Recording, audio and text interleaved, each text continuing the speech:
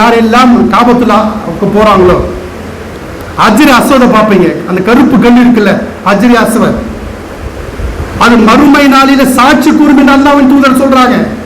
எப்படி என்று சொன்னால், قال رسول الله صلى الله عليه وسلم والله لا يبعثن الله يوم القيامه.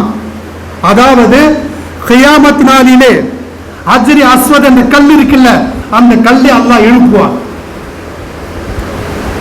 இப்ப உயிரற்று இருக்கு இல்லையாங்க, எல்லாம் போய் தொட்டுட்டு வர்றாங்க, எல்லாமே முத்து முடித்துட்டு வர்றாங்கல்ல, அந்த கல்லை அல்லாஹ் சுப்ஹானஹு வ தஆலா மறுமை நாளிலே எழுப்புவான். எழுப்பிய பிறகு, எழுப்பும் போது லஹு ஐனான் யுப்சிரு பிஹிமா, லஹு ஐனானி யுப்சிரு பிஹிமா, அந்த அஜ்ர் அஸ்வத் கல் இருக்குல்ல, அதற்கு அல்லாஹ் 2 கண்களை தருவான். 2 கண்களோடு அது எழுப்பப்படுவான். வலிசானு யன்திகு பி, அதற்கு அல்லாஹ் பேசக்கூடிய நாவை தருவான். அந்த அஜ்ர் அஸ்வத் கல்லுக்கு இருக்கு இல்லையா, பேசக்கூடிய நாவை தருவான்.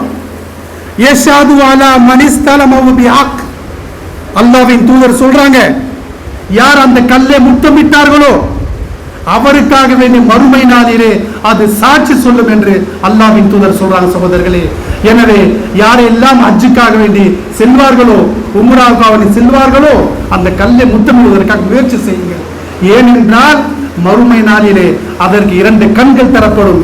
பேசுவதற்காக அல்லாஹ் நாவை தருவான், அது நமக்கு சாட்சி சொல்லும். எனவே அன்பானவர்களே, இந்த ஹஜ் செய்வது இருக்கின்றது மிகப்பெரிய ஒரு பாக்கியம்.